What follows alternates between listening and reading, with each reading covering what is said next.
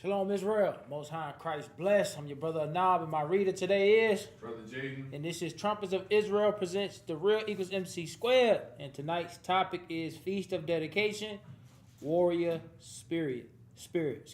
Feast of Dedication, Warrior Spirit. So, as y'all know, we're in the Feast of Dedication, or Hanukkah right now, observing the Most High holy days that he gave to his people. Brother Parak went over some amazing history. Had a great class Saturday night in the opening of Feast of Dedication on his What Is Life page. If you're having trouble finding that page or finding that class, you can stroll down on this page, and you should find it. We share the classes, so give people a chance to watch it. And it's on YouTube. It's on our YouTube too as well, on Trumpets of Israel YouTube page. Shalom, brother Raquan, Most High in Christ bless. Hope all is well with you and your family. So yeah, keep that in mind too. Get these scriptures in your spirit. Understand what the Lord wants us to celebrate. Understand why the Lord wants us to celebrate it. Why we should be keeping it, and what mind frame we should be in when we're doing it. Without any further ado, we're gonna get right into the class. Play the first video, and I be trying to find videos that articulate or depict colors of us. But it be hard to find, man. As y'all know, man, it's more madness out there than authenticity of representation of the true people of the Most High. But nevertheless, gather the information from it.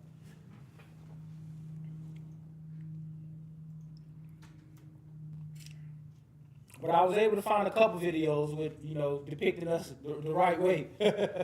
Judas Maccabeus, the Hammer, tribe, Levi, third son, leader of the revolt after Mattathias' death, defeated Seleucid armies, restored and rededicated the temple in Jerusalem, 1 Maccabees 4, killed in battle at Elasa, 1 Maccabees 9:18. So this history is out there, giving you a little history of Judas Maccabeus, the Hammer, because they said in battle, man, he hit people so hard. It was like it hit with a hammer. So you can imagine how hard he was out there hitting people. They called him Epiphany. Yeah, you can play that. I was about to say next video.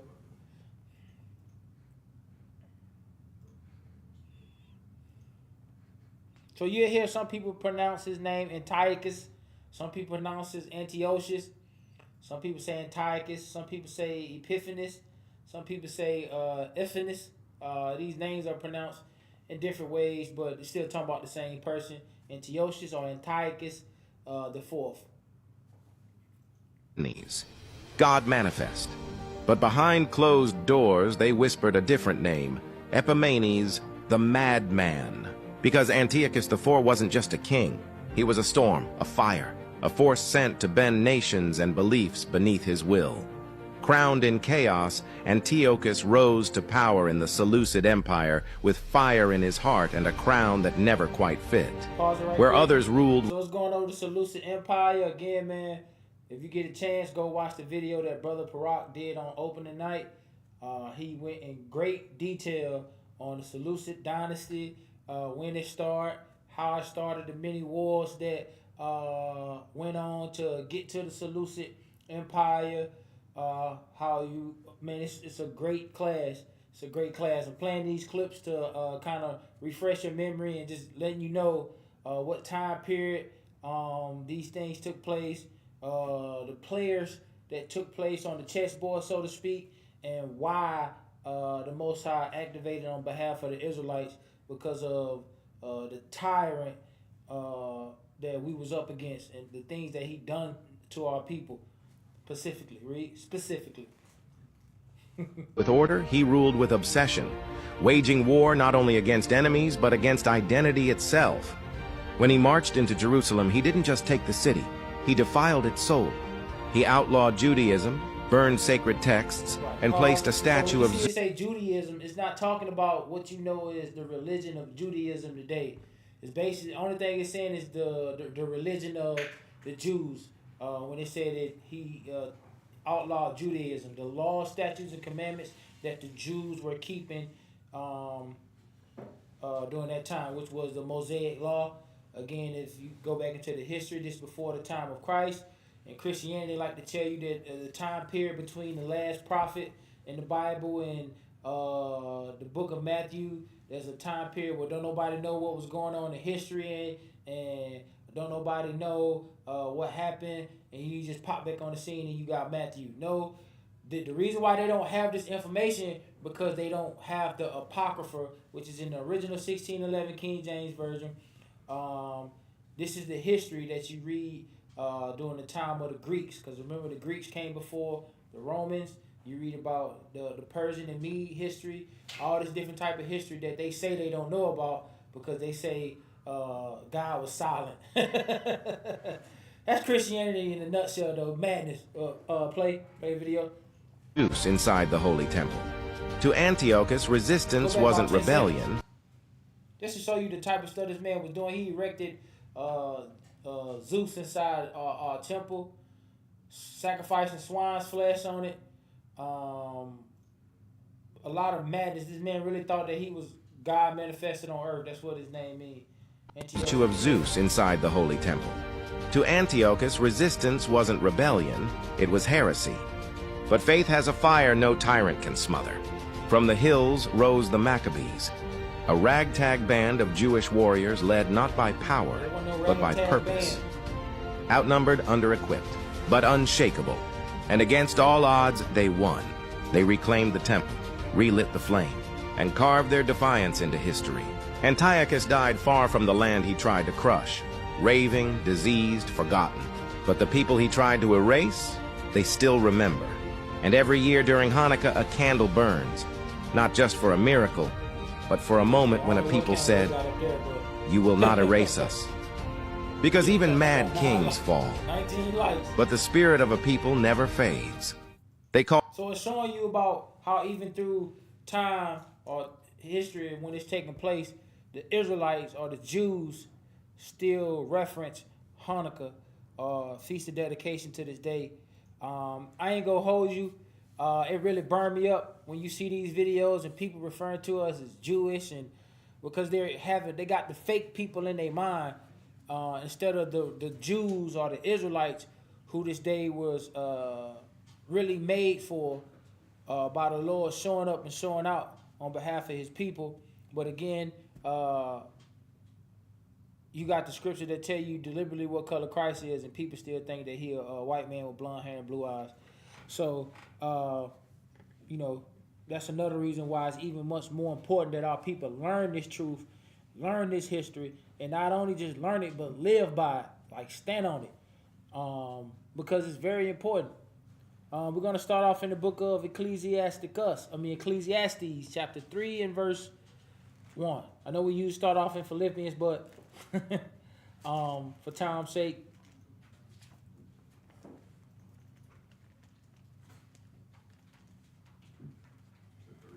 Yes, sir.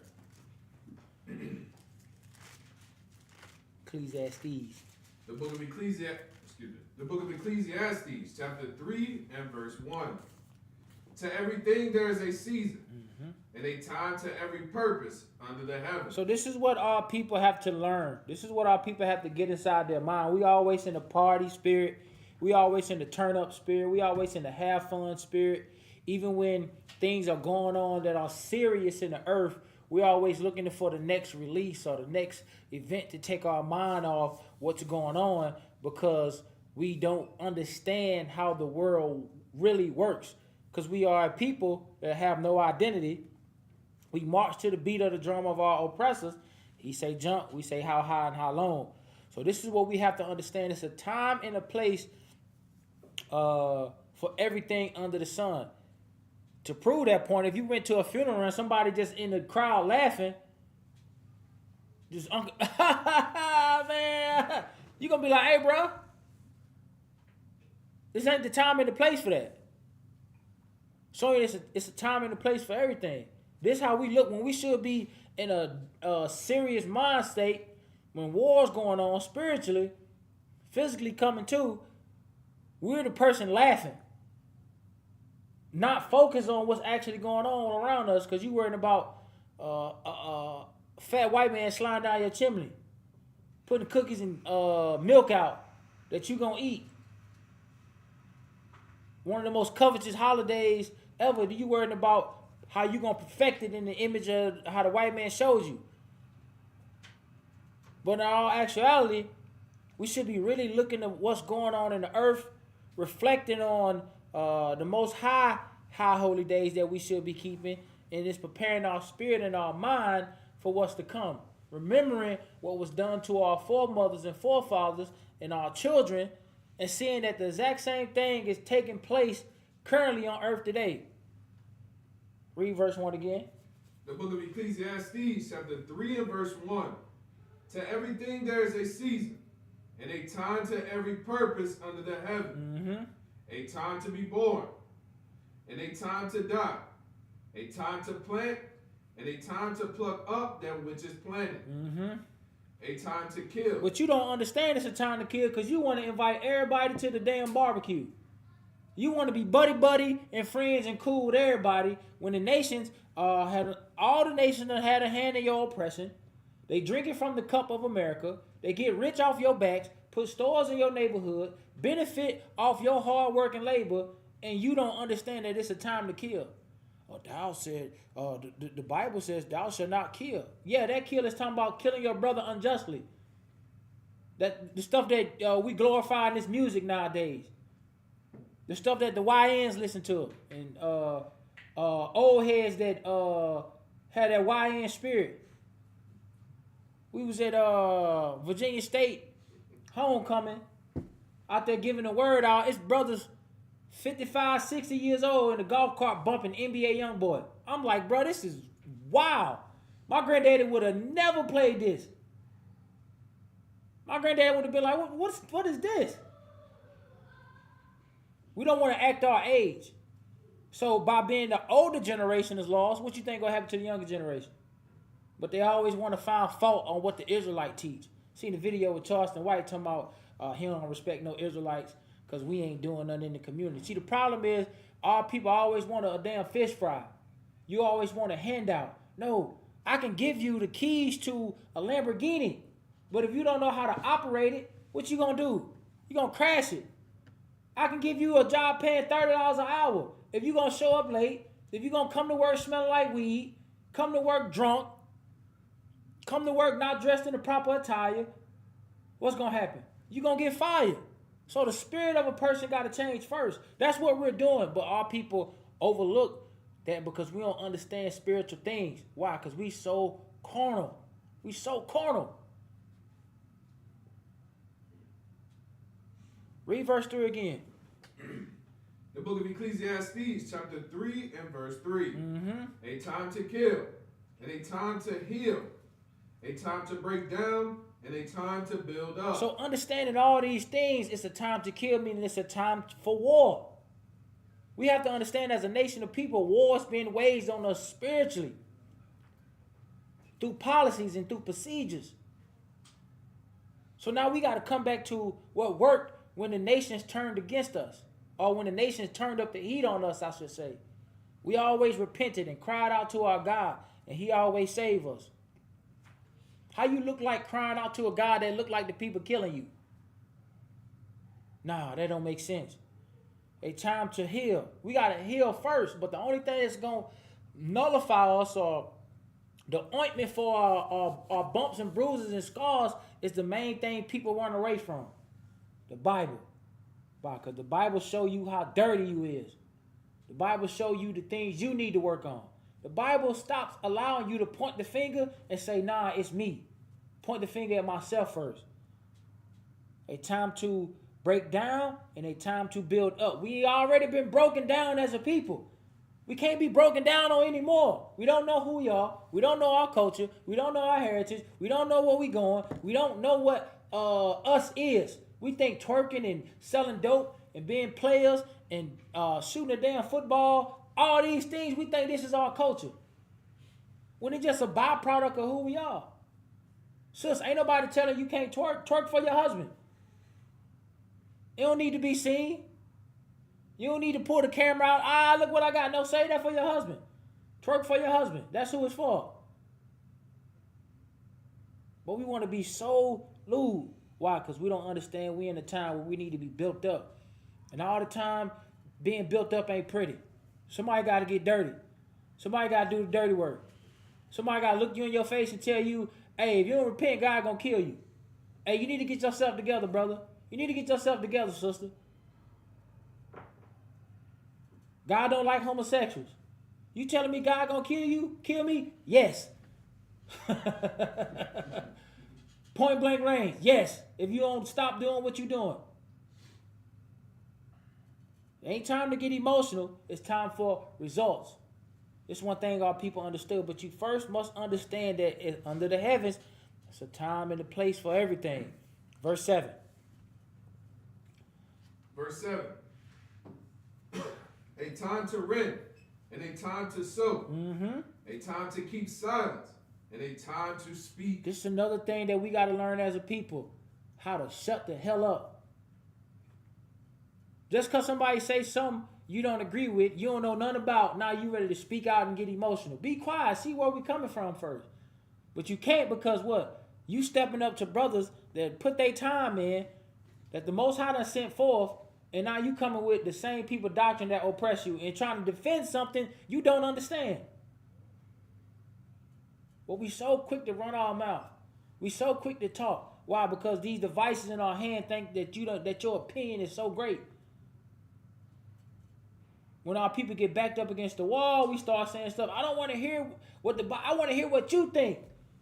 This is what I think. Read. This is what I think. Because I understand that my mindset, or the mindset I used to have, was a byproduct of the problem that was in the community. I'm a creature. I was created for a purpose. Now let me seek the purpose.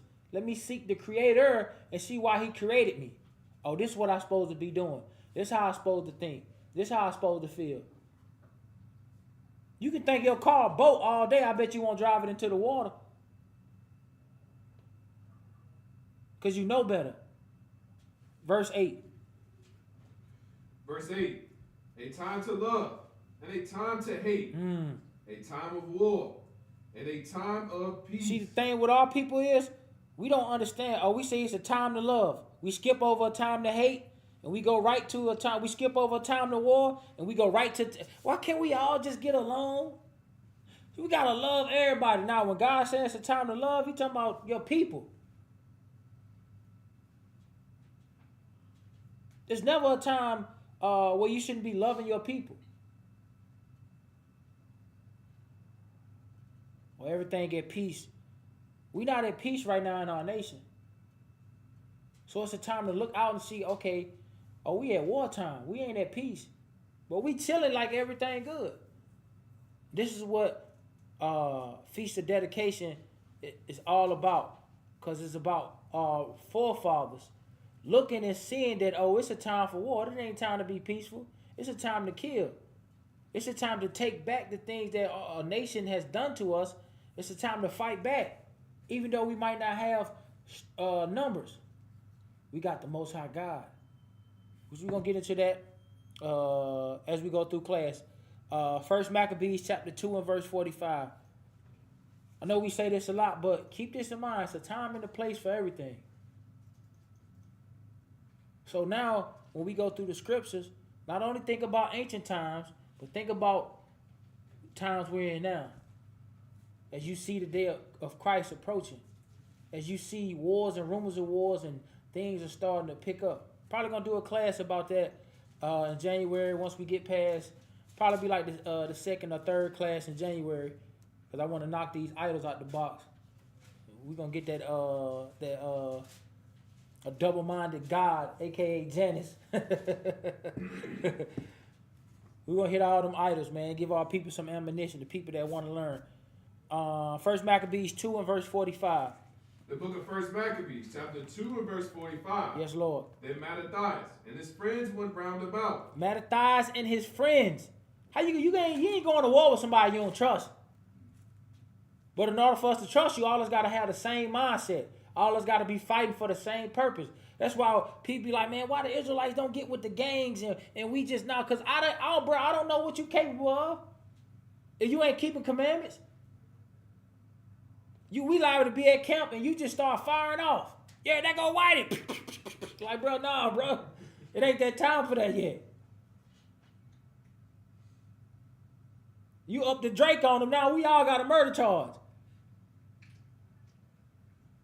So you got to know who you battling with. You got to know who you fighting against, and who's your adversaries and who's your enemies. That's why over here, when you come learn, we give you a chance to sit down and learn and see if this is what you really want to do.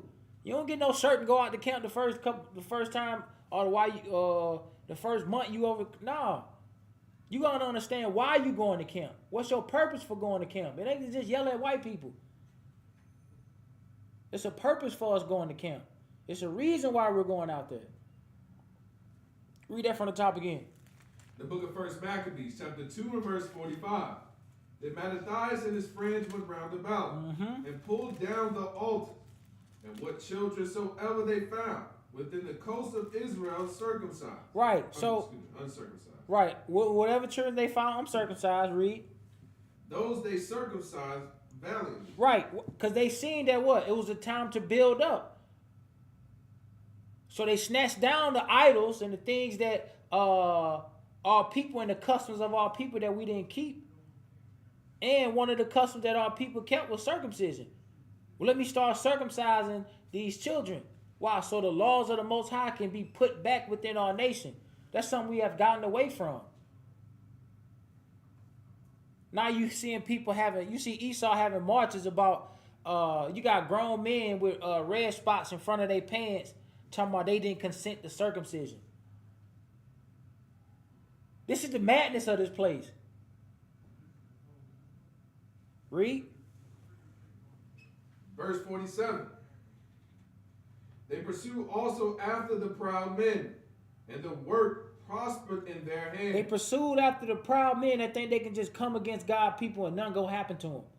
They pursued after them. And the work that they're doing on behalf of the Most High, it prospered. I mean, it's just like at one point in time, we used to be in a house.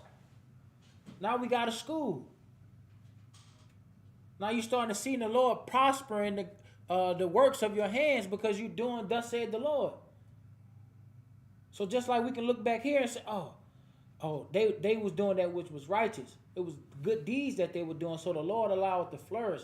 He allowed it to prosper. Read. Verse 48. So they recovered the law out of the hand of the Gentiles. Right, from the other nations. It was meant for them. Why they recovered it from them? These are actual Gentiles. These ain't Israelites in the state of mind of the Gentiles. They recovered the law from the people that they ain't have no business with it. Now all of a sudden, how you get up in the New Testament now it's for them? That don't make sense.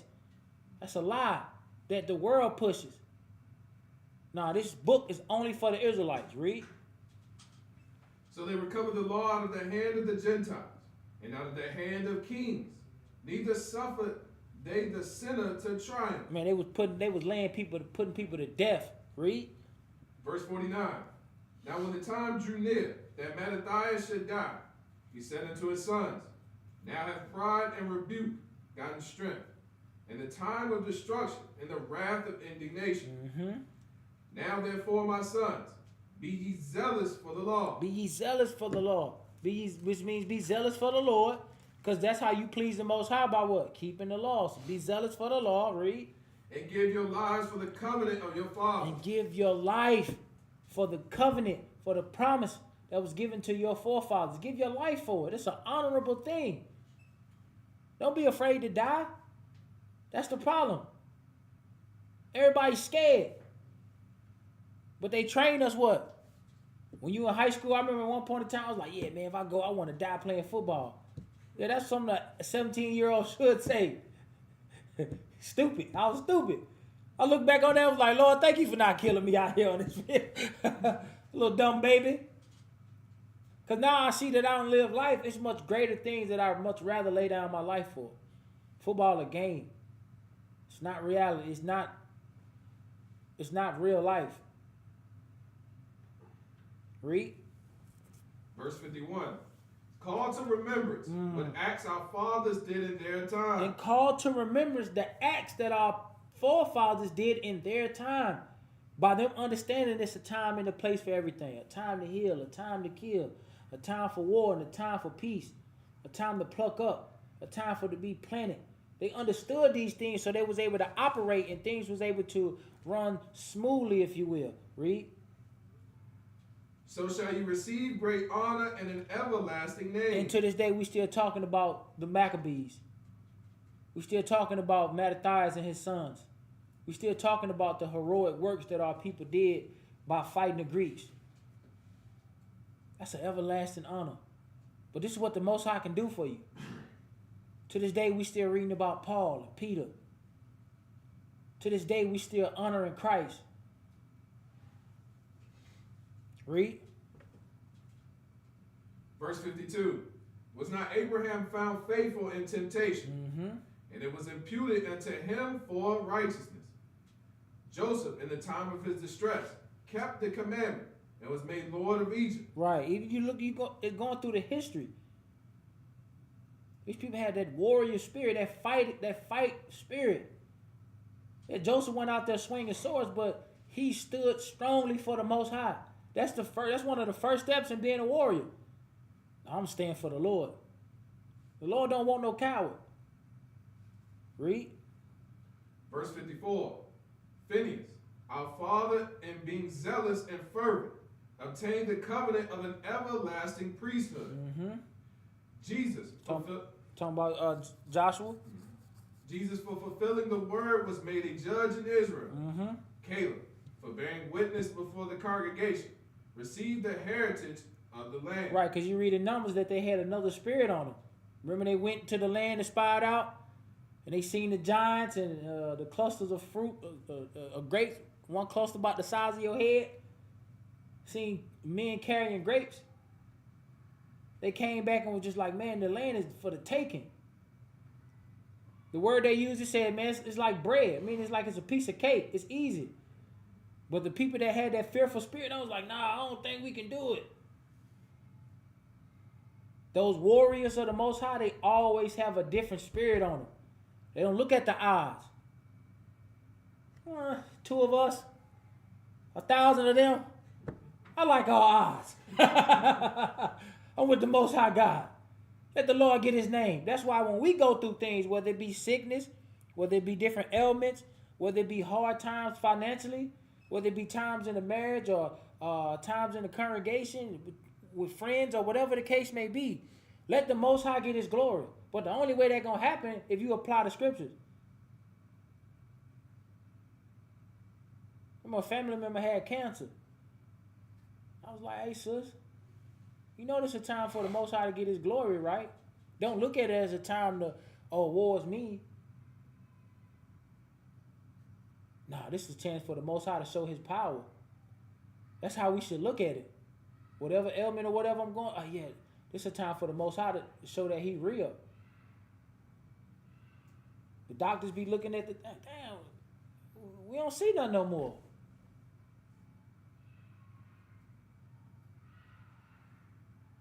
Read. Verse 57. David, for being merciful, possessed the throne of an everlasting kingdom. Verse 58. Elias, for being zealous and fervent for the law, was taken up into heaven. Right, you read about Elijah being for lack of a better word, what is it? What Goku be doing? Instant transmission. Came, the chariot picked this man up. Read. Verse 59. Ananias, Azarias, and Mishael. Who that is, Elijah? Who is Ananias, Azariah, and Mishael?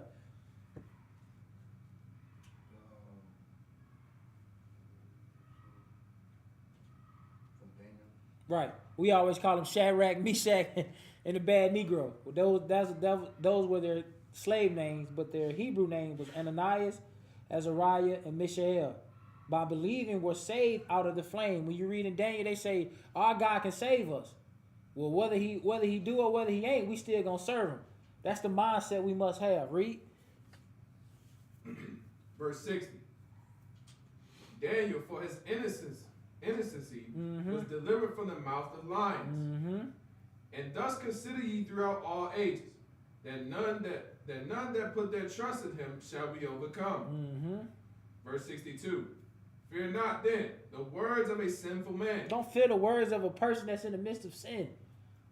Because they got so much pride on them. These politicians and these judges and these presidents, these people that come up with these policies and these procedures and these different orders, effective immediately.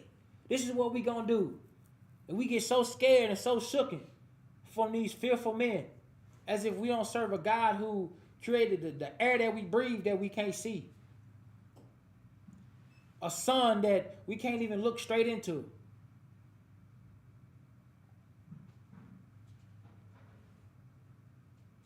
But we want to fear sinful men. No, don't fear these men.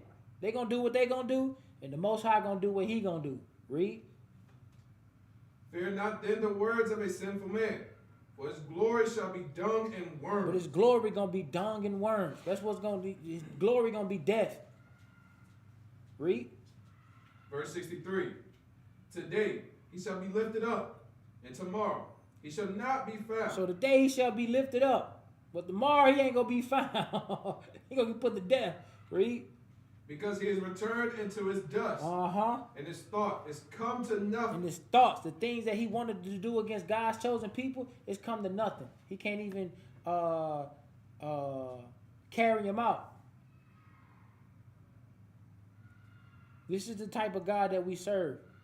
So knowing these things and understanding that this is how the nations upon the earth truly feel about us, now we should start to move a certain way. But we put all our trust in this man's system. 1 Maccabees 3 and verse 10.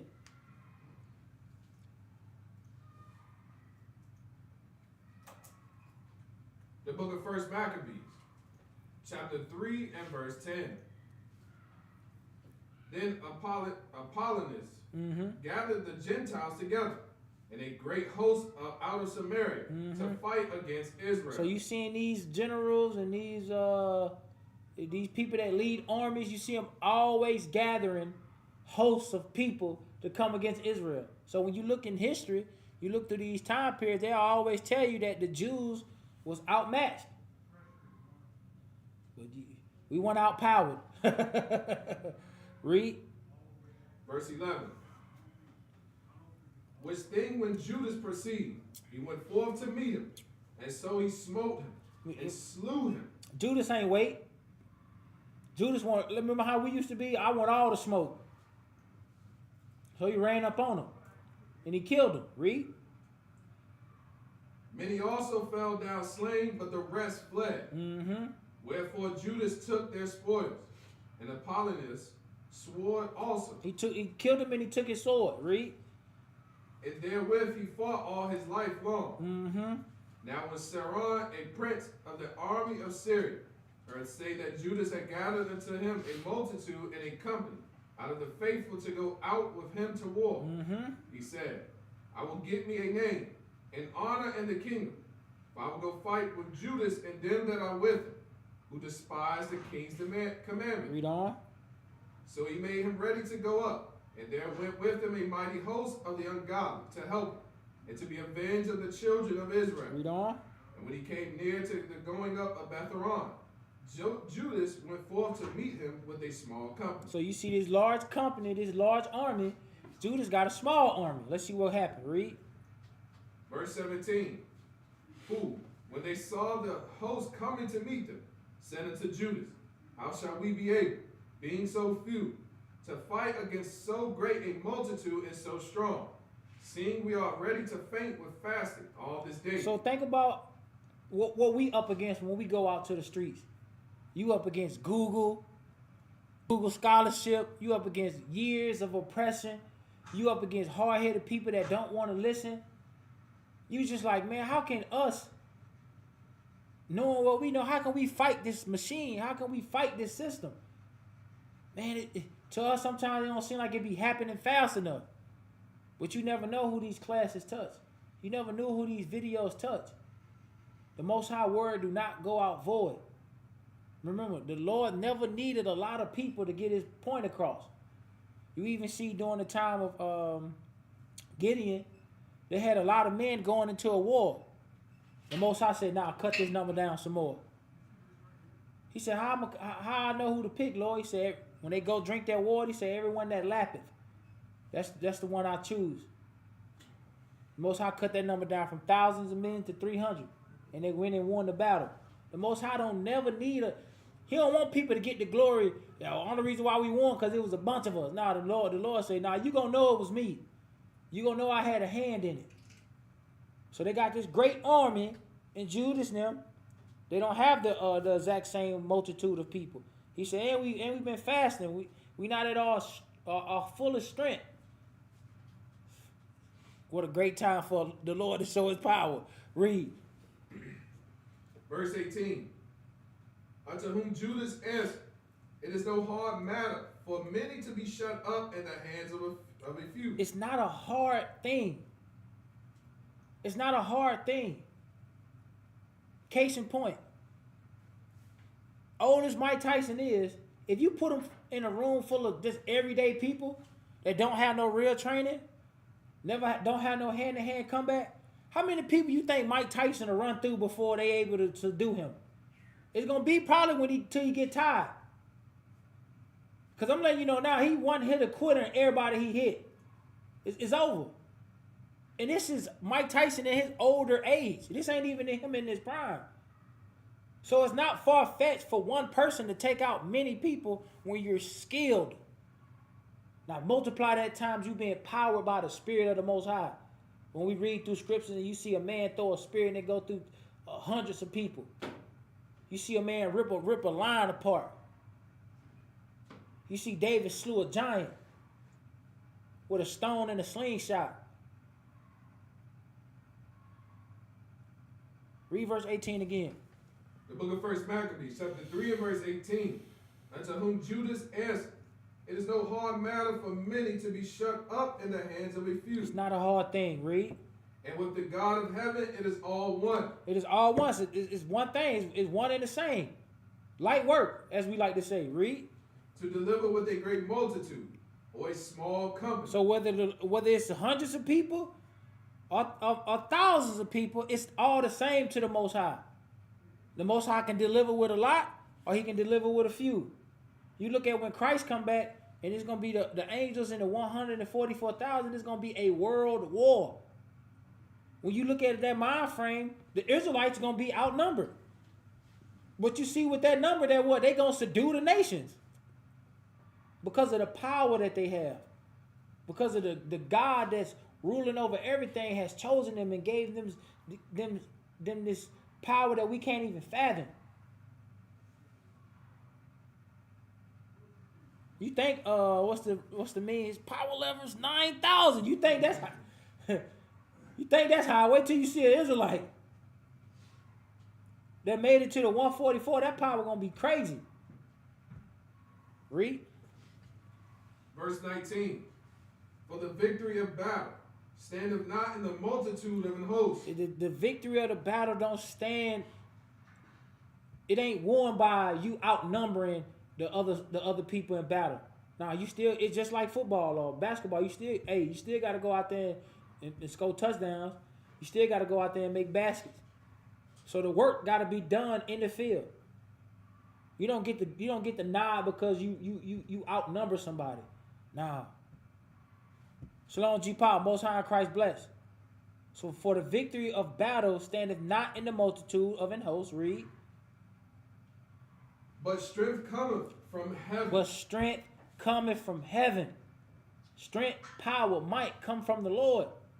This is what we got to realize as God's chosen people. When we start to feel defeated in life and, damn, man, I just feel like, this ain't, people not listening, man, keep pushing.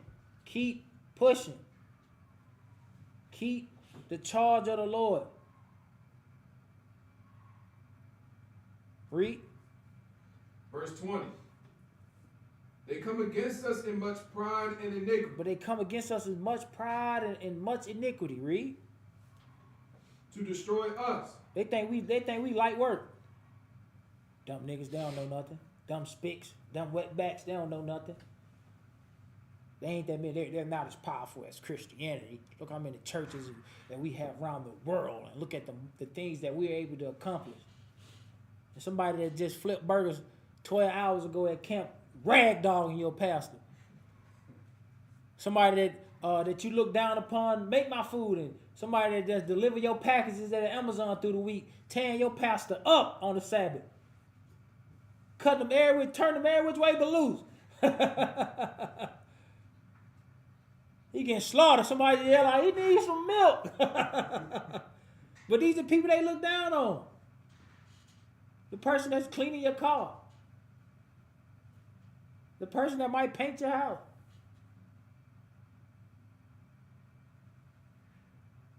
But it ain't about the pride of the world. It's about what the Most High equipped his people with. Read. They come against us in much pride and iniquity to destroy us and our wives and children and to spoil us. Right. But we fight for our lives and our laws. We fight for our lives and our laws. At one point in time, I never thought, man, I'd be this into the Bible and care so much about this book. If you had to pick and choose, somebody say, hey man, you ready for somebody to slap your burger out your hand or slap your Bible out your hand? You slap my food out my hand, I'm going to be upset. If you slap my Bible out my hand, you might get hit. You might get hands put on you. Because I understand this meaning, this is just not a book to us. This is something that the Lord gave to us, that he only gave to us, that other people don't have, no problem, shouldn't be dealing with. So we fight for our lives, because this tell us how to live. So this is how while I'm on earth, this is how I should live. And Lord say the same, we get eternal life. That's why this word is compared to the breath of life, because it's that important. Nehemiah 4:14.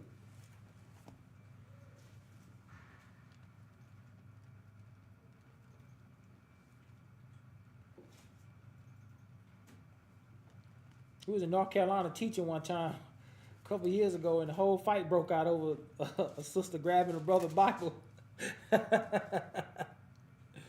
She was one of them women that thinks she a man too. She was one of them.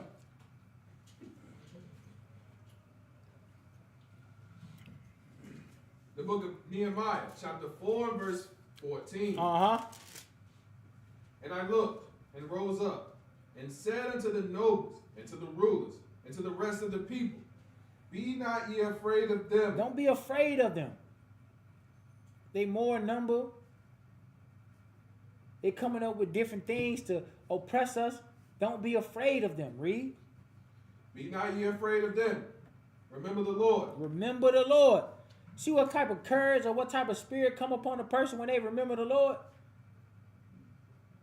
It's just like the woman tell women nowadays, you've been dealing with a man and y'all break up and you crying, ain't did your hair. You musky, you ain't showered in day, you just in the room crying. And then what they say, remember who you is, sis. Then you remember like, yeah, I am her. Then you get yourself together. Likewise. Man, remember who we are as a nation of people. Remember our pedigree. The great things that the Lord have done on our behalf. How the Most High only chose us. Now you can shake off this rut of a feeling and woe is me mindset. Nah, man, I'm greatness. My name means Prince of the Power. I come from the lineage of kings, great men, honorable women. Read. Be not ye afraid of them.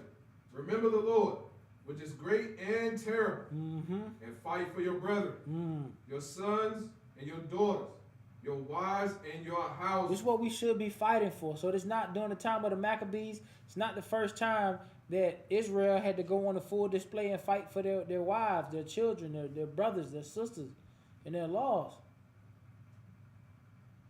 But every time that person that's leading the charge or leading the speech, they always draw back from things that happened before them.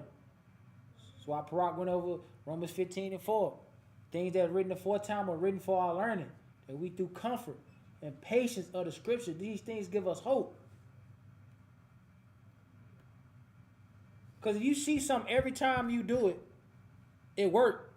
It ain't no different than playing a video game. You can type in right now, cheat plays on Madden. And you go online and on YouTube, it's some white dude on there that play games for a living. He gonna give you all the cheat plays on Madden.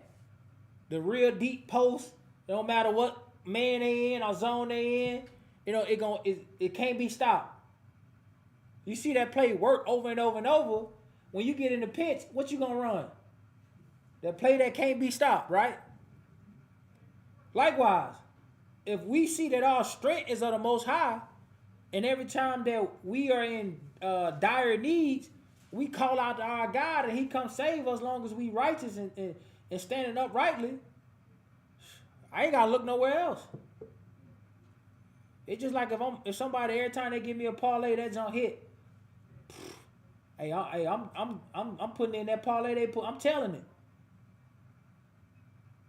Likewise with the Most High, man, the Most High never led us astray. He never let us down. But we gotta remember. We gotta remember. One part of not remembering is keeping the other nations' feast days. That's how you forget. Because now you ain't keeping the things that the Lord gave you. You ain't remembering your culture and your heritage. By you keeping another person's identity, what happened to yours? It dies. It fades away. Because you're not doing the things that was given to you for identity. You're acting like another people. Genesis 14 and verse 1. See what Abraham did. Or Abram. Because a lot of people look at Abram and just be like, oh, he was just an old man and he wasn't always old.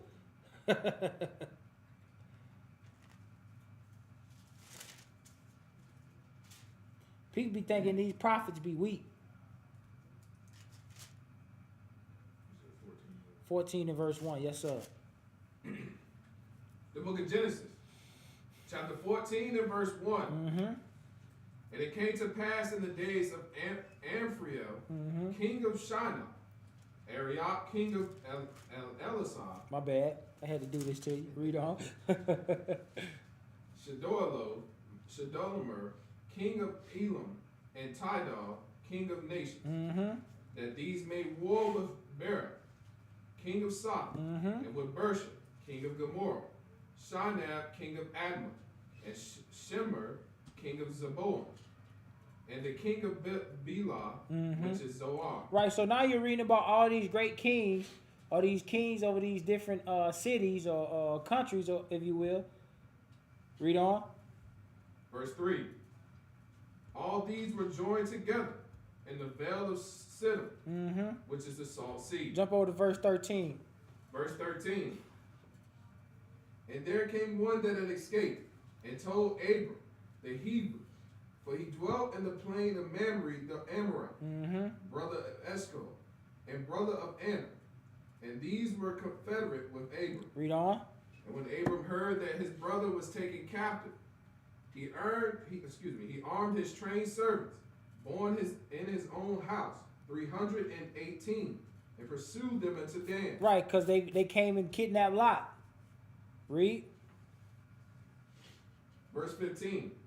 And he divided himself against them, he and his servants, by night, and smote them, and pursued them unto Hobah, which is on the left hand of Damascus. Right, so it's telling you that Abraham led the charge and they put some people to death. This was a great war between kings called like the War of the Kings. Read. Verse 16. And he brought back all the goods. He brought back all the goods. And also brought again his brother Lot. He brought back Lot.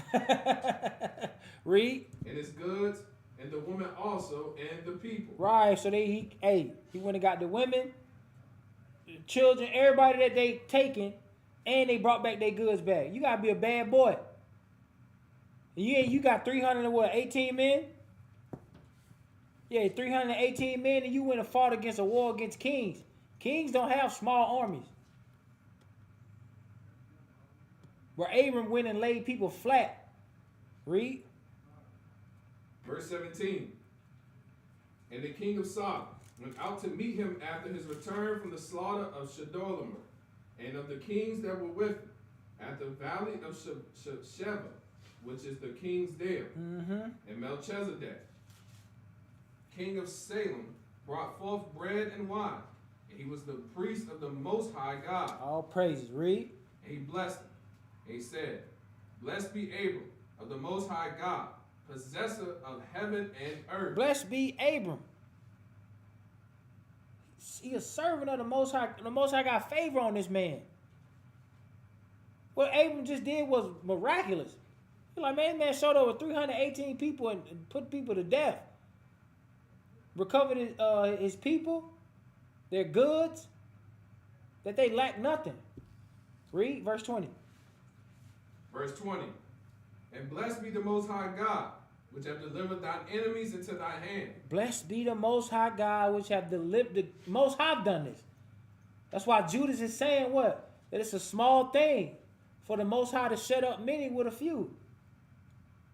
He says strength coming from heaven. It's not the first. You know why Judas is able to say that? Because he read in the law, or he read in his the history about Abraham and other warriors and other wars that our people was in, and the Most High delivered them. So this ain't something he making up. He ain't guessing. And the Most High done this 10 times over. There's nothing new for the Lord to do it for us. Jump to 1 Samuel 15.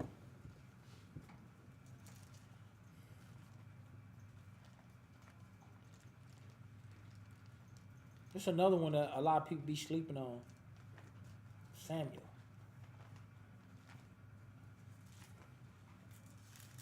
I remember the first time I read this, I was like, go, leave.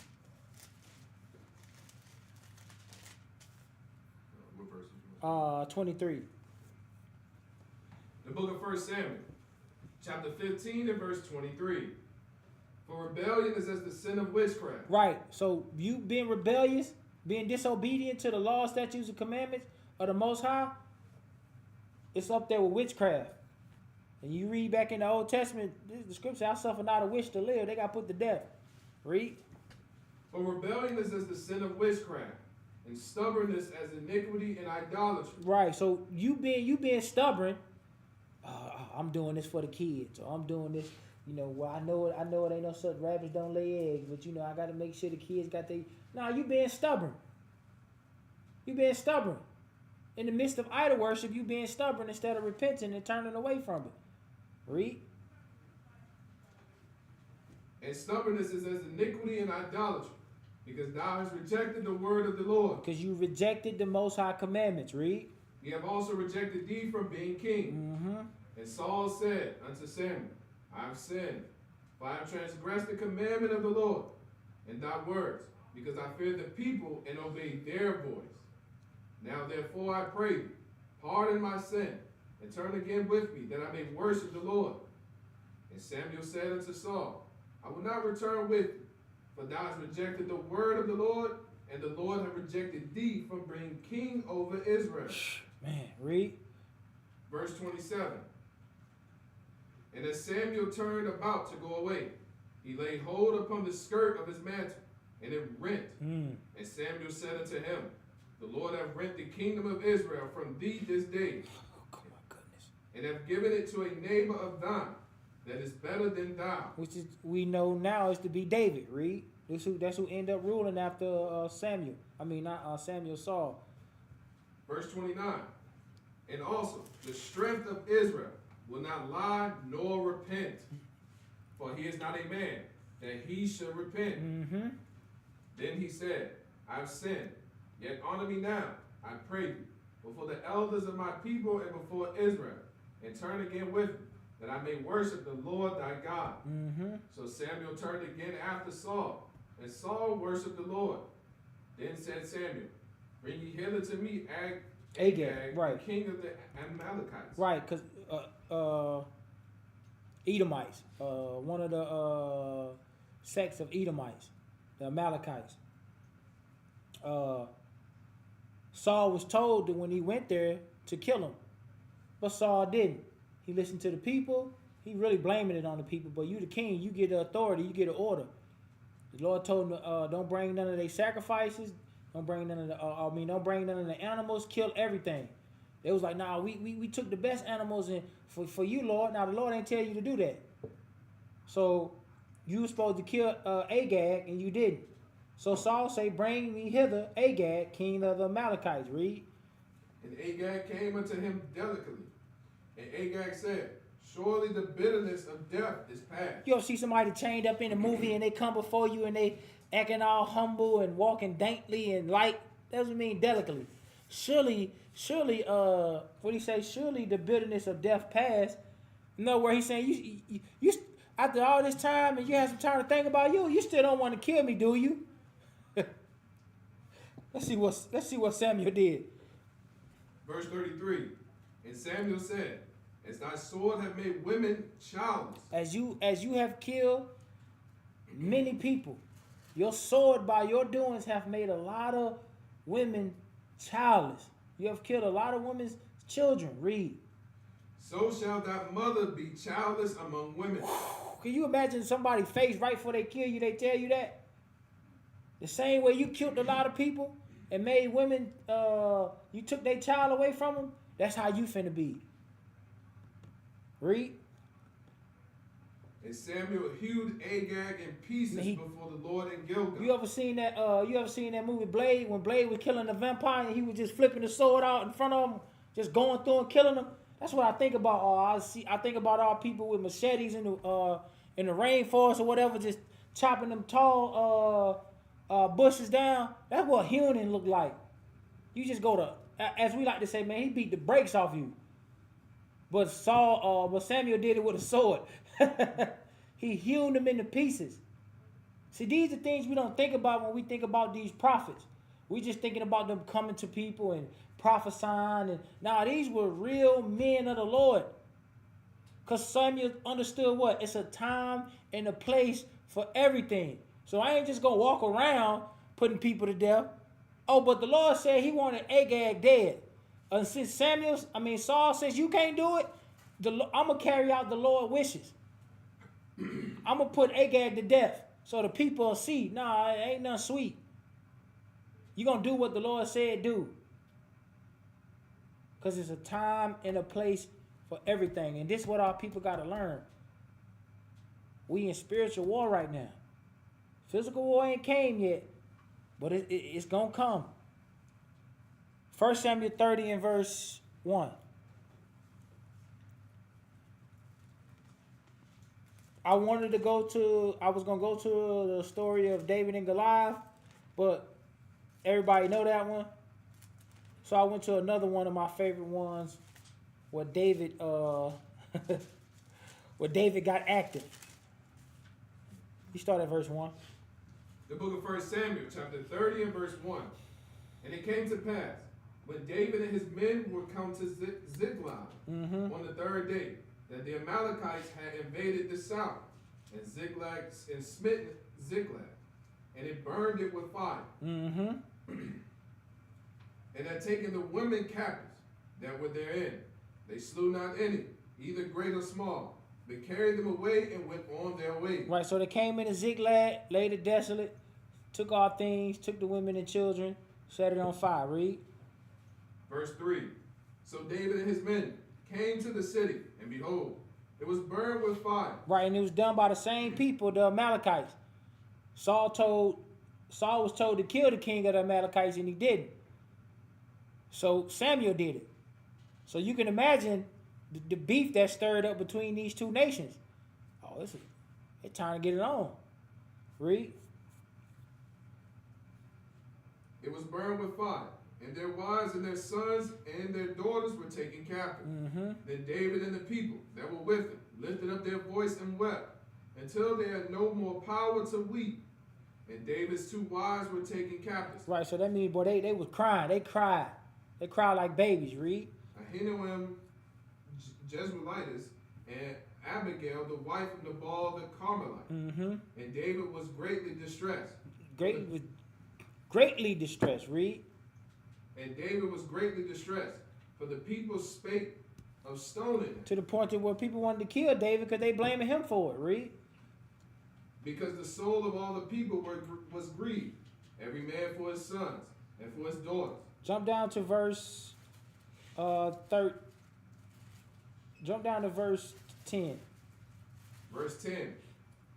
But David pursued, he and 400 men, but 200 abode behind, which were so faint that they could not go over the brook Besor. Right, so you read in verse 9 and tell you 600, but they cut that down to 200 because they cut it down by 200 because 200 men couldn't carry on. Read. Verse 11. And they found an Egyptian in the field and brought him to David and gave him bread and he did eat. And they made him drink water. And they gave him a piece of a cake of figs and 2 clusters of raisins. And when he had eaten, his spirit came again to him. For he had eaten no bread nor drunk any water. You see how generals think? Now, most people just would have killed this dude. But David like, nah, we can use him. Some information out of him. They fed him. Wait till he got his strength back. Now here come the questions. Read. Verse 13. Verse 13. And David said unto him, To whom belongest thou? Who you belong to? Read. Whence art thou? And he said, I'm a young man of Egypt, servant to an Amalekite. Ah, servant to the Amalekites.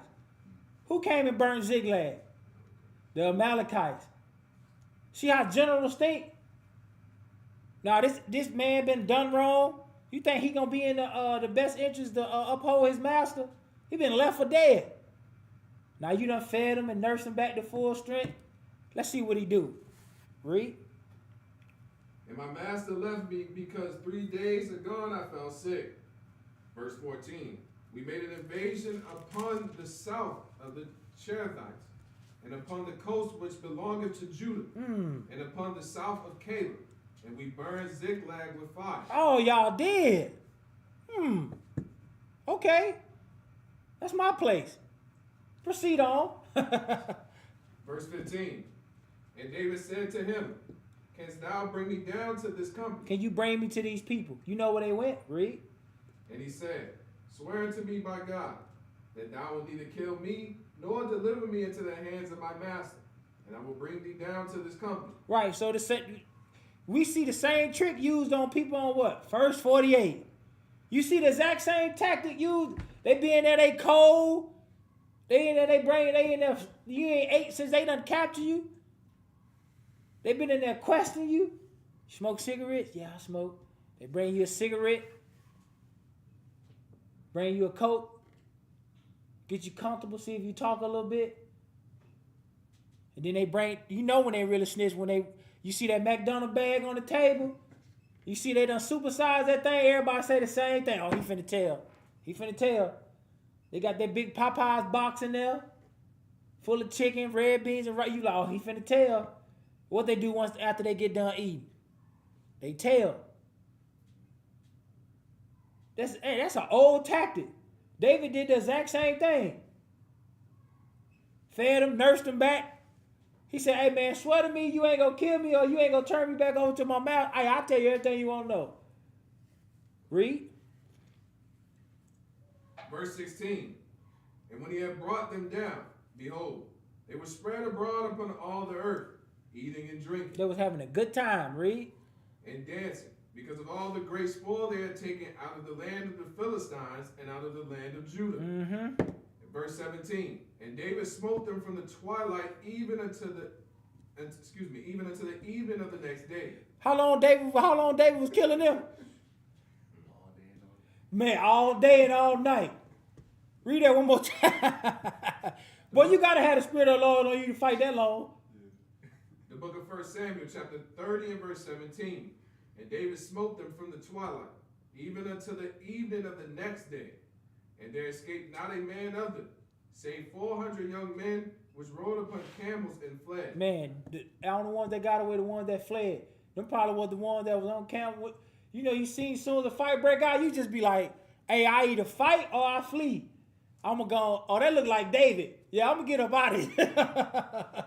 They got the hell out of Dodge. David fought from the twilight of one evening all the way to the next because the Spirit of the Lord was on him. Because they done took his wives, they done took his people, they done took their stuff, burnt where they were staying. Oh, David said, y'all got to pay. But it's all because the Spirit of the Lord was on him. He was thinking like a general, oh, I can use this person.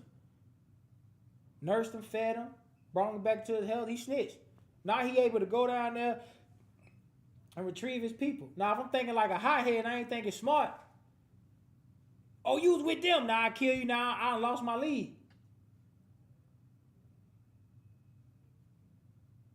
Read. Verse 18.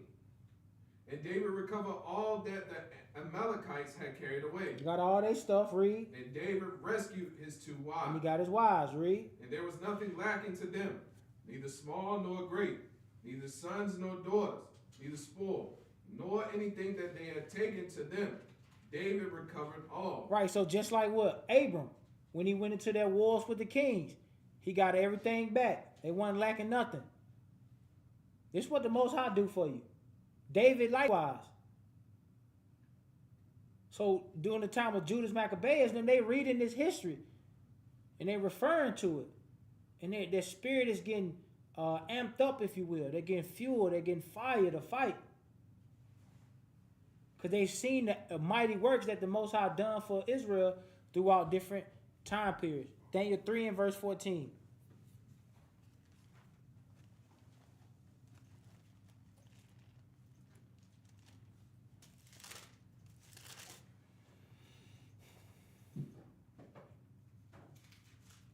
The book of Daniel, chapter 3 and verse 14. Nebuchadnezzar spake and said unto them, is it true, O Shadrach, Meshach, and Abednego? Right, remember they referred to him? Remember Judas referred to him? Mishael, Azariah, Ananiah?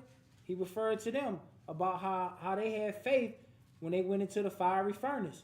This is what he was referring to. Read.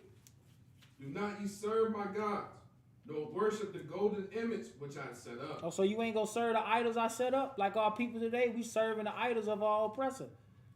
They didn't do that during their time. Read. Verse 15.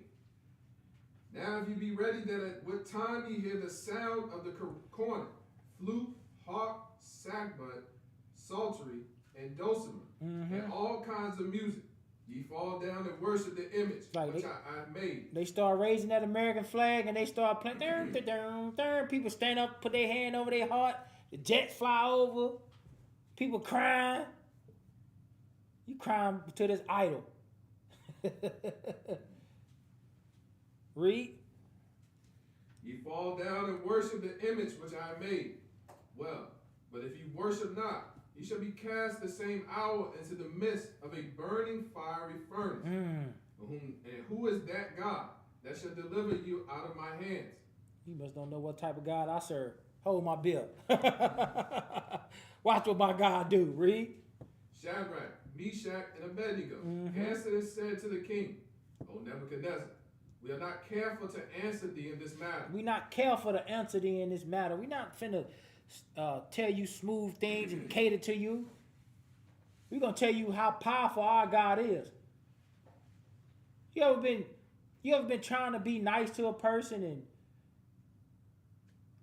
it might be a close friend, and women, y'all do this a lot. Men, that one homeboy that just can't leave. Man, why old girl keep treating me like this? Man, why she just won't love me? You be like, bruh, listen. He's just like, bruh, she don't care about you. She don't love you. She treats you like trash. bruh, let her go, bruh. She's pulling you down. You ain't been keeping up with us. All like you be like, hey, sis, hey, bruh ain't nothing. All right, you know I'm trying not to use colorful words, but you know, you get fed up to a person, you just be like, all right, you want the truth or you want me to be honest? Because it's the same thing, but it's different. Honesty, it's truth in it, but I'm gonna get to you raw because you need to hear it. I ain't finna be careful with how I answer you right now because I'm letting you know how mighty our God is. Ain't nobody afraid of you, bro. Read. And who is that God that shall deliver you out of my hand? Because he talking greasy. Read. Verse 17. Shadrach, Meshach, and Abednego answered and said to the king, O Nebuchadnezzar, we are not careful to answer thee in this matter. Sorry, that was verse 16. No, you good. Verse 17. If it be so, our God, whom we serve, is able to deliver us from the burning fiery furnace, and he will deliver us out of thy hand, O king. If it's within his power, it's well within his range to do such a thing.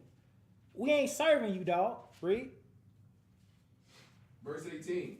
But if not, be it known unto thee, O king, that we will not serve thy God, nor worship the golden image which thou hast set up. We not bowing down, even if it take our life. We not bowing down. Read. Then was Nebuchadnezzar full of fury. He was hot. And the form of his visage was changed against Shadrach, Meshach, and Abednego. Y'all ever seen The Matrix? You remember when old boy got mad at the agents got mad at Neo? They just started shaking and foaming at the mouth because they were so filled up with rage. That's how Nebuchadnezzar was. How dare you talk to me like this? I'm king, man. Nobody care, bro. You ain't nobody. We only here because we disobeyed our God, bro. That's why we in captivity. That's why you was able to come into Jerusalem, lay it flat, kill us, take our people, and bring us into captivity because we disobeyed. You don't got no real strength. Read. Verse 19. There was Nebuchadnezzar full of fury. The form of his visage was changed against Shadrach, Meshach, and Abednego. Mm-hmm. Therefore he spake, and commanded that they should heat the furnace 17 times more than it was wont to be heated. So now he finna make it hotter. Still ain't gonna matter. You talking, I serve a God that created fire. Read. Verse 20. This the point you missing, Nebuchadnezzar. Read.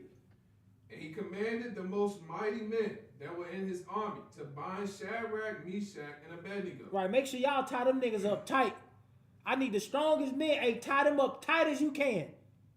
Make sure they don't got an opportunity of getting loose. We gonna make an example out of these niggas. Okay, we gonna see. Read. And to cast them into the burning fiery furnace. Mm-hmm.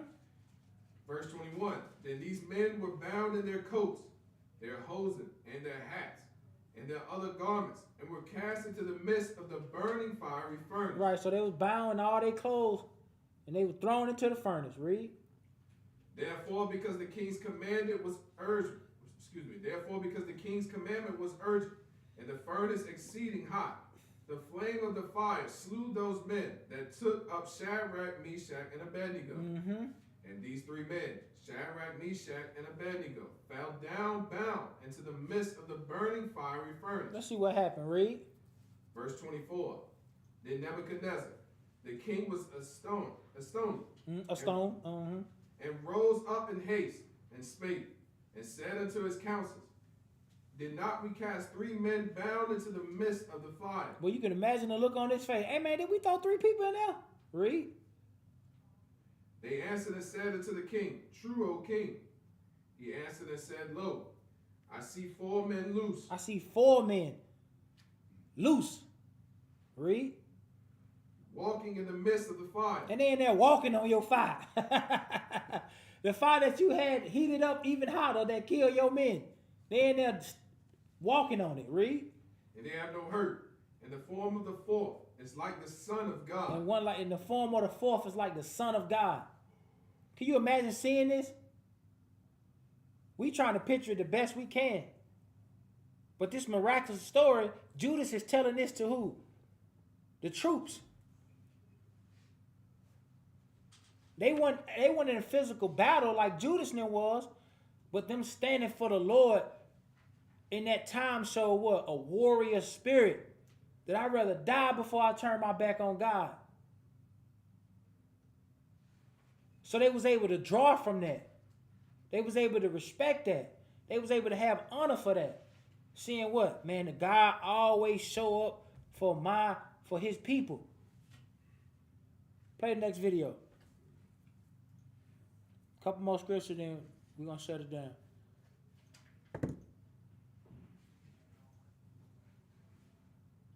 So some of these videos are kind of reiterating the same point, but I kind of want to drill it into our people's mind because our people love imagery. One of history's greatest revolts began with a temple under siege. 167 BCE, the Seleucid king, Antiochus IV Epiphanes, storms Jerusalem. He desecrates the holy temple and forces the Jews to bow before Greek gods. But one family refuses, Judah Maccabee and his brothers. From the hills and caves of Judea, they launch a guerrilla war, ambushing armies, striking at night, outnumbered, outarmed, but unstoppable. Against all odds, they reclaim Jerusalem. They cleanse the temple and light the sacred menorah, a flame that miraculously burns for 8 days, even with oil for just one. This moment becomes the festival of Hanukkah. But victory sparks a new question. Can the Maccabees hold their freedom, or will the empires return to crush them again? So when you think about guerrilla tactics in war, y'all ever seen 300? Remember the tactics that they would do to fight against or even the battlefields of the great Persian army, because the Persians had like thousands of people. Like their army was vast. Like at one point in time, I mean, in certain spots in history, they were saying like they had like 600,000 people in their army. But the difference was that they had a lot of warriors, but their warriors weren't as skillful as the Greek fighters. So, you know, the Greek fighters would come up with certain different ways. Like you see that part in 300 where they put the immortals, they stack the bodies up on top of each other. And then when the other group army come from the other side, they push them over, catch them by the element of surprise, start putting them to death. And then when they fight amongst them, out of nowhere you hear one of the Spartans yell out, "It's Scythians!"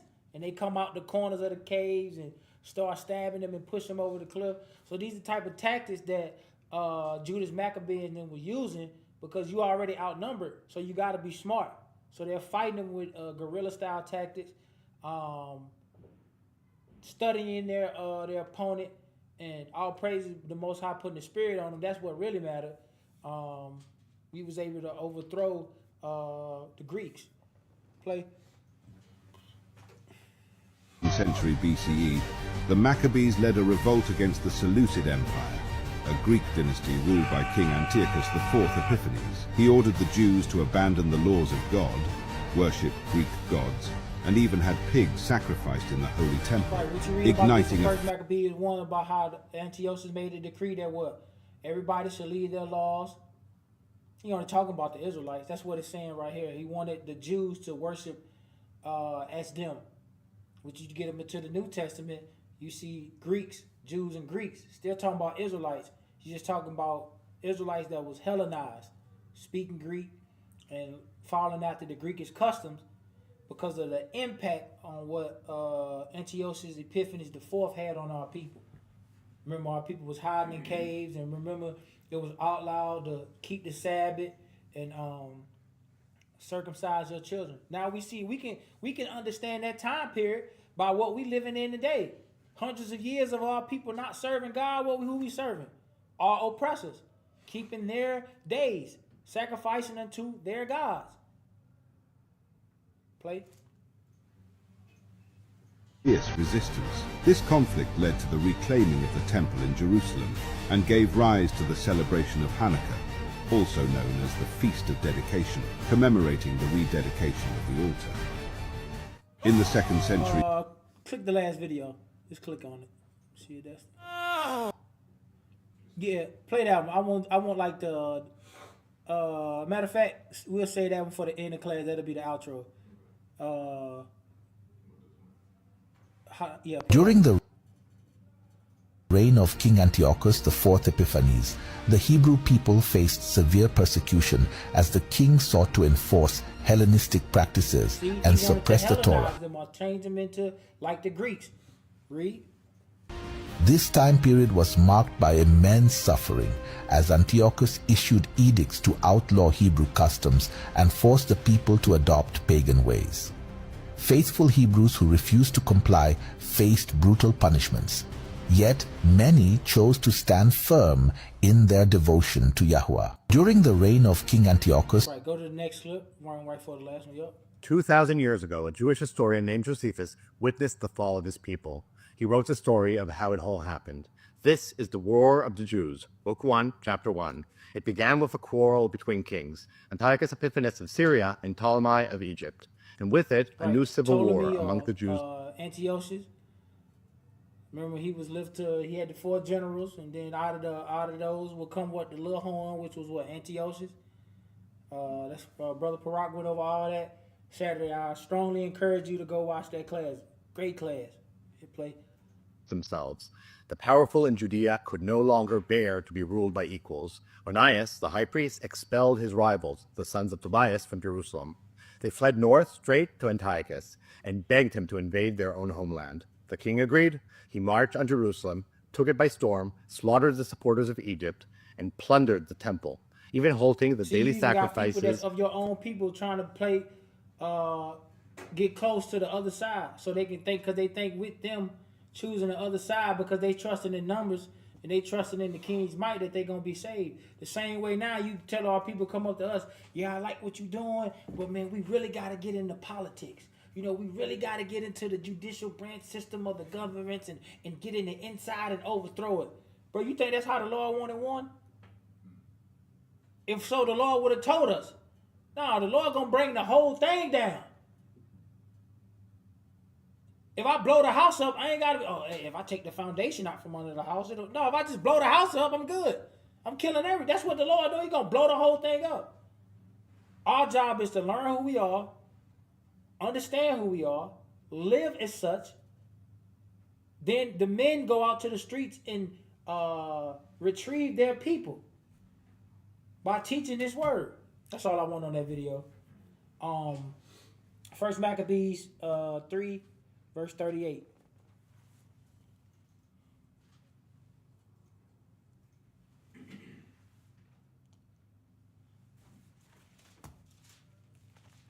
Oh yeah, on time.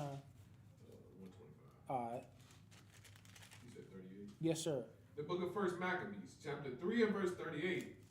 Then Lysias came Ptolemy the son of Doramus, and Nicanor, and Gorgias, mighty men of the king's friends. Mm-hmm. And with them he sent 40,000 footmen and 7,000 horsemen to go into the land of Judah and to destroy it. So he sent 40,000 footmen and 7,000 horsemen. That's 47,000 people coming to fight who? Judas Maccabeus and the Israelites. Keep that in mind. Read. Surely we cooked, right? Surely we don't have a chance, right? Read. Verse 40. So they went forth with all their power and came and pitched by Emmaus in the plain country. And the merchants of the country, hearing the fame of them, took silver and gold very much, with servants, and came into the camp to buy the children of Israel for slaves. Well, they just knew we was a vic. We was an easy lick. Read. And a power also of Syria and of the land of Philistines joined themselves into them. Right. Everybody wanted in on the oppression of the Israelites. Just like nowadays, everybody drinking from that cup from America. Read. Verse 42. Now when Judas and his brethren saw the miseries were multiplied, and that the forces did encamp themselves in their borders, for they know how the king had given commandment to destroy the people and utterly abolish them. Mm-hmm. They said one to another, let us restore the decayed state of our people. Let us restore the decayed state of our people. Oh, praises, read. Let us restore the decayed estate of our people, And let us fight for our people and the sanctuary. Let us fight for our people and the sanctuary. Ain't no time to be scared. You see the decay that our people in? Man, we gotta push back. You know what type of God we serve? Jump over to verse 40. Verse 46. Excuse me. Verse 46. Wherefore the Israelites assembled themselves together and came to Maspah over against Jerusalem. For in Maspah was the place where they prayed aforetime in Israel. Mm-hmm. Then they fasted that day and put on sackcloth and cast ashes upon their heads and rent their clothes. Because they understand what they're up against. Hey, Lord, hey, we need you to show up again. Because remember, these battles happen over a period of time. Inside war is many battles. So this is another battle that they're fighting within this big war, if you will. Read. And rent their clothes. Verse 48. And laid upon the book of the law, wherein the heathen has sought to paint the likeness of their images. Right, they laid open the book of the law, wherein the heathen has sought to paint the likeness of their image. We went back to our scriptures. That was for us, that the people always tried to take and make and put themselves up as the people of the book. But now this book always strengthened us. This book always gave us hope. Jump to verse 58. Verse 58. And Judah said, arm yourselves and be valiant men. See that you be in readiness against the morning, that you may fight with these nations that are assembled together against us to destroy us and our sanctuary. Right, be ready to fight. Read. Verse 59. For it is better for us to die in battle. It's better for us to die in battle. You good? For it is better for us to die in battle than to behold the calamities of our people and our sanctuary. It's better for us to die trying to fight, even though 47,000 people done came. It's better for us to die in battle than to just behold the things that happen to our people and not do nothing. That's what you see today with our people. Everybody complaining, but don't nobody want to do nothing. Everybody complaining with which way the Israelites do it. This is the way God told us to do it. You worrying about us yelling on the street corner when our people dying, people coming up missing, being sex trafficked, being trafficked for their organs. Our homes broken beyond despair. And you worried about us raising our voice on the corner? You worrying about the wrong thing. Read. Verse 60. Nevertheless, as the will of God is in heaven, so let him do. So let him do. Chapter 4 and verse 1. The book of 1 Maccabees, chapter 4 and verse 1. Then took Gorgias 5,000 footmen and 1,000 of the best horsemen, and removed out of the camp by night, so that he might rush in upon the camp of the Jews and smite them suddenly. And the men of the fortress were his gods. Mm-hmm. Verse 3. Now when Judas heard thereof, he himself removed, and the valiant men with him, that he might smite the king's army, which was at Emmaus. Right, so even though he the captain, he a warrior, now they be painting warriors as dumb and just brute strength. Now, when you lead men in war, it's real strategic. You got to get intel. That's just like now. They don't just drop bombs on a random place, or they don't just send their men from a certain angle. Nah, they do their intel, and they say, man, it's best. Oh, it's a passageway that we can come from this way, and we can send men from this way, send a decoy this way, and then once they go that way, we're going to outflank them and come behind them and take them like that. Very much intel is going on. It's like a war within a war, like you playing chess with somebody. Read. Verse 4. While as yet the forces were dispersed from the camp, in the mean season came Gorgias by night into the camp of Judah.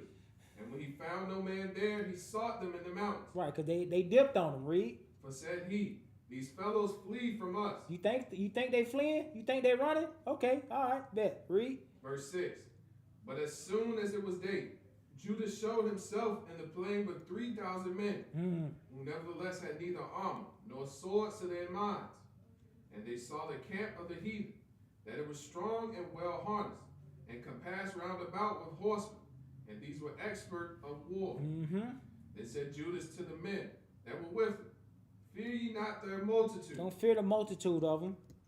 Neither be ye afraid of their assault. Right, because when you see the Roman army in movies, they be having these big, strong horses.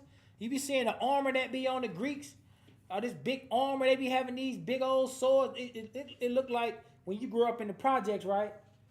And you know, your football team go play a football team that got some money. County got a little money. You play a county school or whatever. Field look good. Track around the field look good. You can tell they got new equipment. They got the best jerseys. You could compare the difference. So you get to looking like, man, damn, man, it's psychological. Man, they got the best this, the best that, the best, man. So it can breed fear in somebody. So you get out there and you be like, hey, they got pass on just like me. They got to run plays and they got to tackle just like me. This is what Judas is saying. Don't be afraid of their attire and the army. Don't be afraid.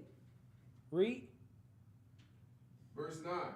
Remember how our fathers were delivered in the Red Sea, when Pharaoh pursued them with an army. When Pharaoh had a great army, but that stuff's still on the bottom of the Red Sea. Read.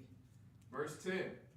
Now therefore let us cry unto heaven. Let us cry out to our God. And peradventure the Lord will have mercy upon us, and remember the covenant of our fathers, and destroy this host before our face this day. Verse 11.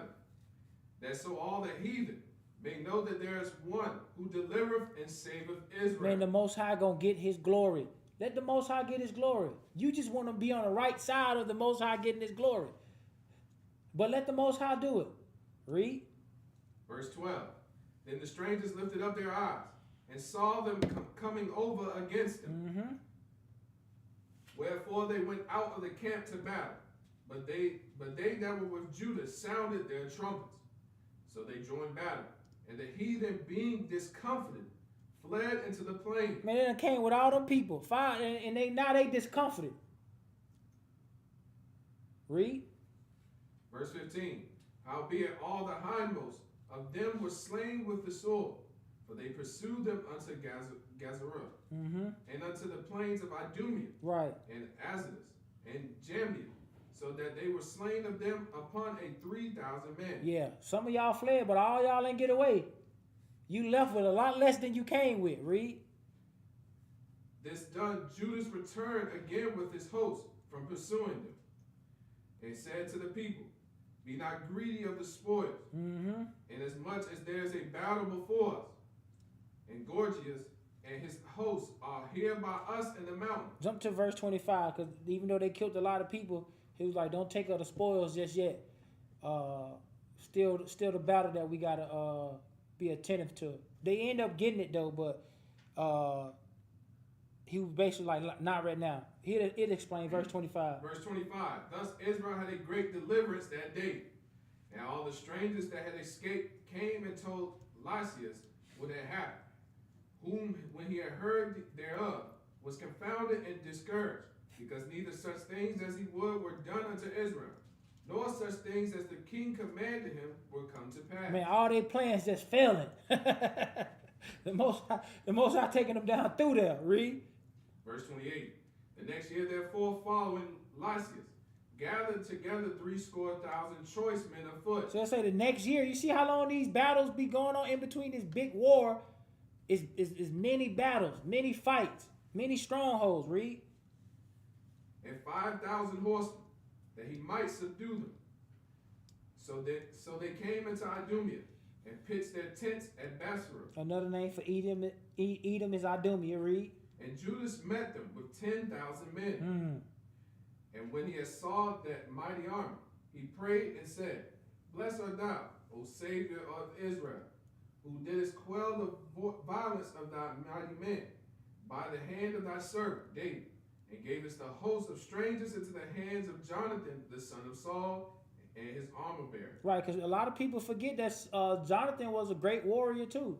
Jonathan went out to battle. So now he's crying out to the Most High, giving praises to the Most High, and he's remembering the things that our forefathers did before him. chapter 5 and verse 1.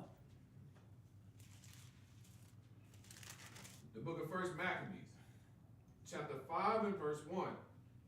Now when the nations round about heard that the altar was built and the sanctuary renewed as before, it displeased them very much. Right, now when the nations round about heard that the altar was rebuilt and the sanctuary renewed as before, it displeased them very much.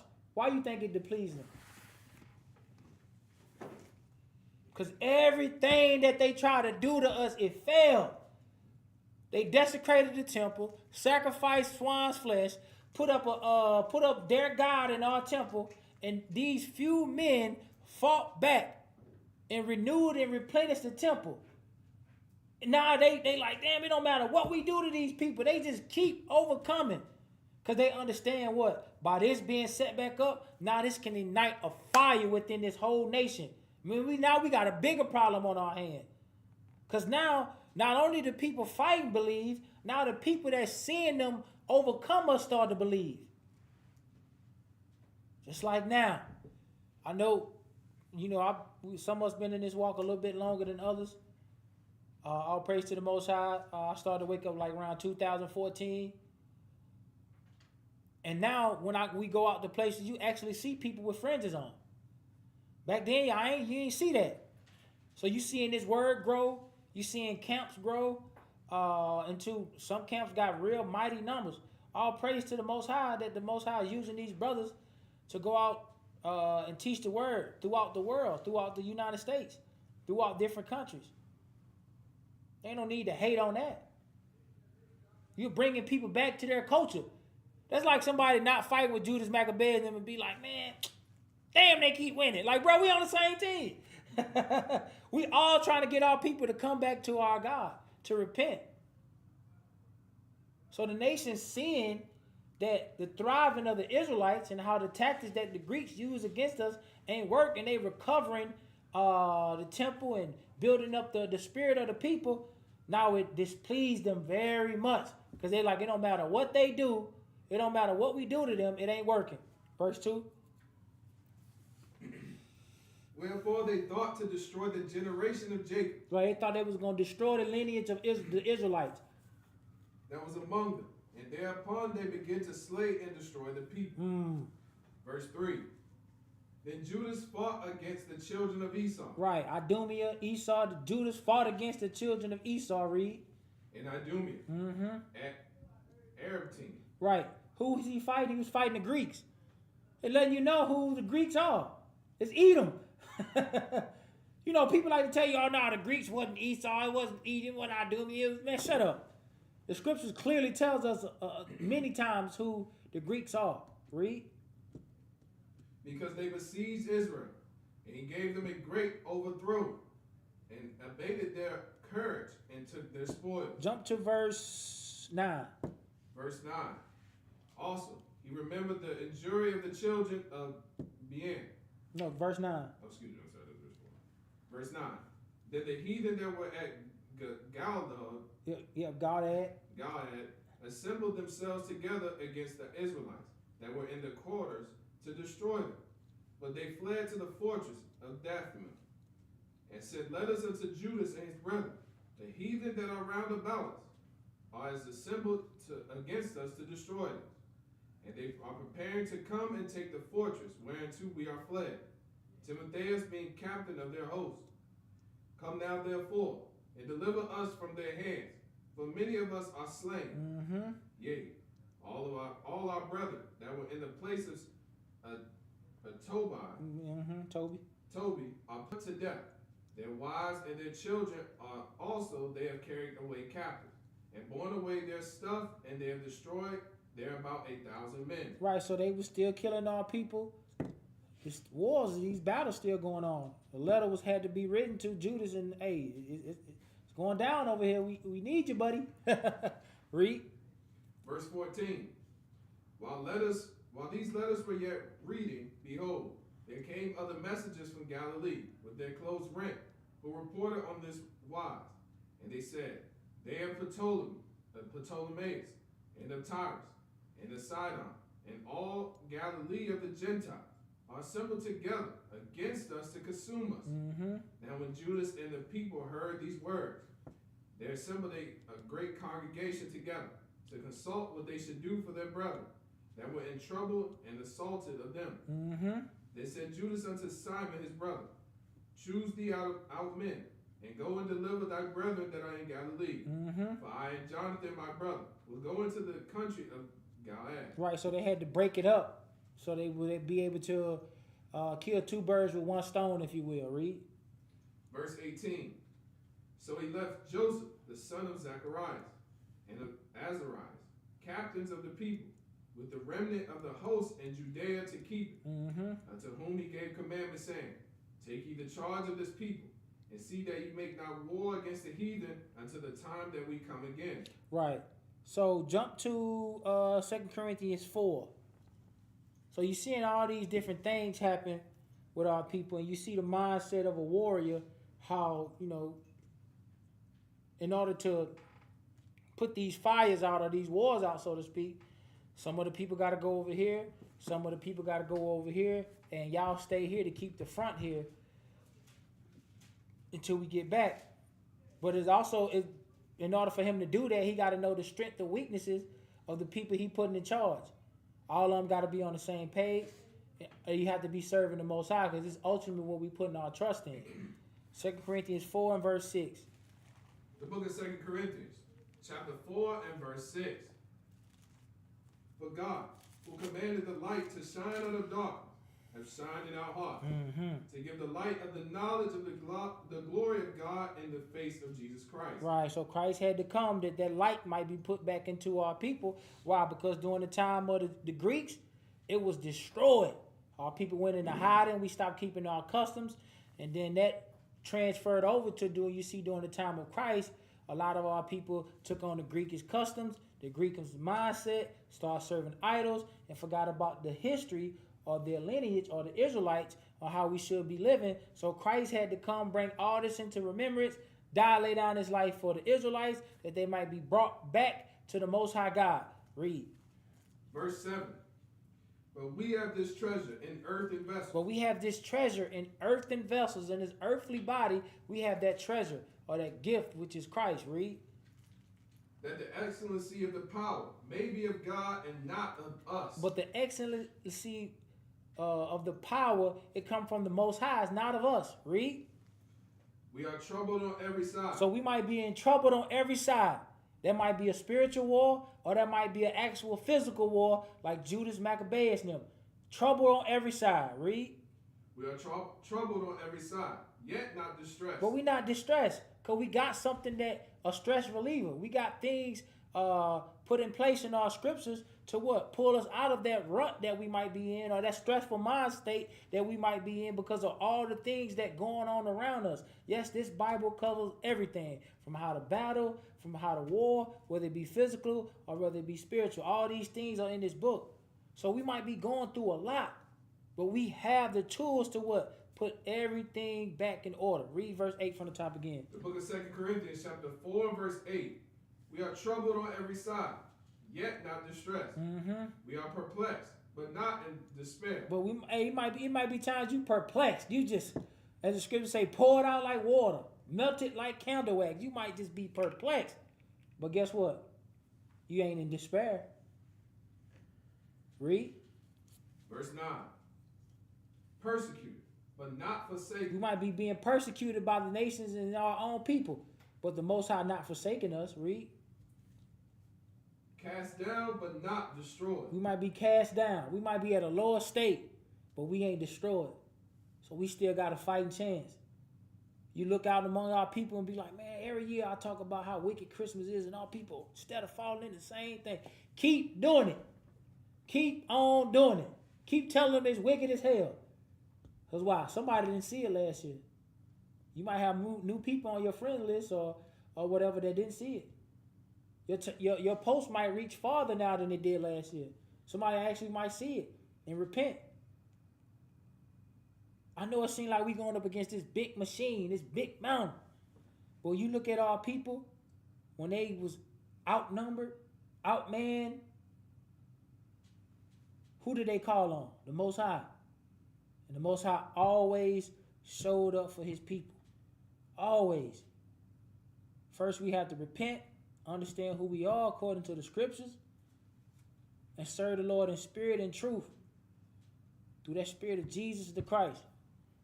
The book of St. John, chapter 6 and verse 66.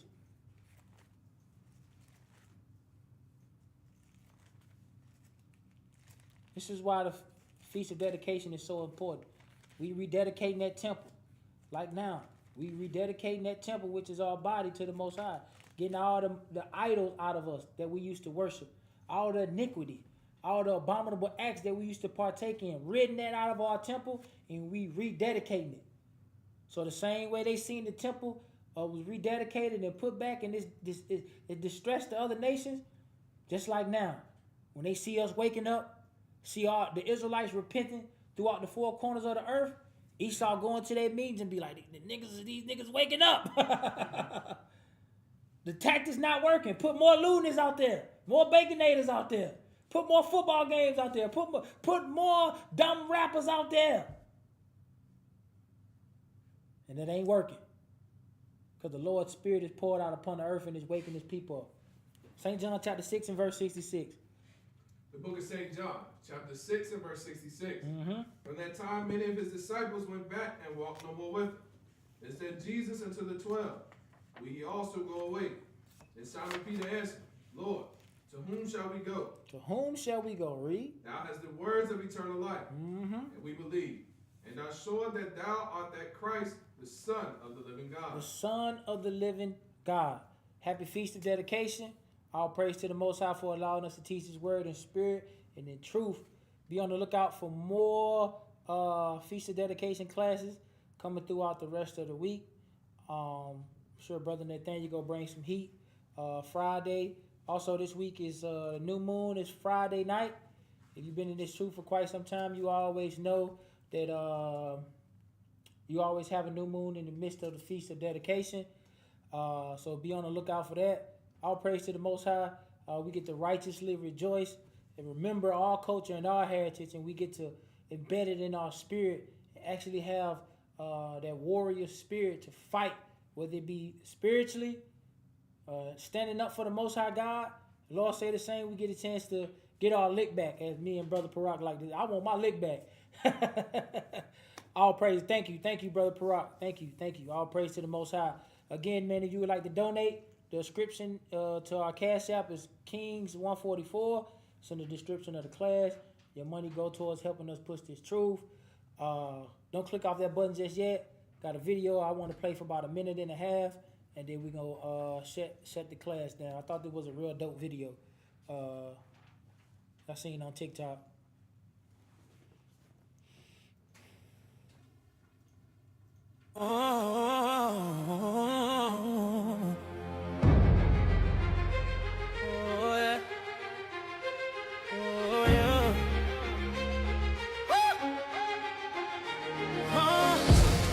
Shadows fall on the broken land. Chains still rattle in the cold night air. Whispers rise like a battle cry. Who will stand, who will fight, who will dare? Under moonlight, courage awakens. Spark becomes a storm of flame. Brothers marching, hearts unshaken. Judah calls them each by name. When the temple lights are fading and the night feels way too long, lift your eyes, the dawn is breaking. 1,000 voices shouting strong. Rise up, rise up. Let the hammers thunder, break the chains that held our fathers down. Stand up, hear the trumpets calling. We will never bow, we reclaim our crown.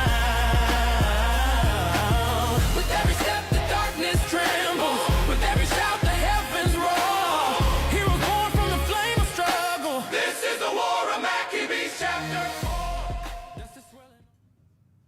Kwam Yasharala. In those days arose So this whole video like 8 minutes. I'll put the link in the comments if you want to go to TikTok and check it out. But I just thought it was pretty dope, man. Love you all. Shalom. Most High in Christ bless.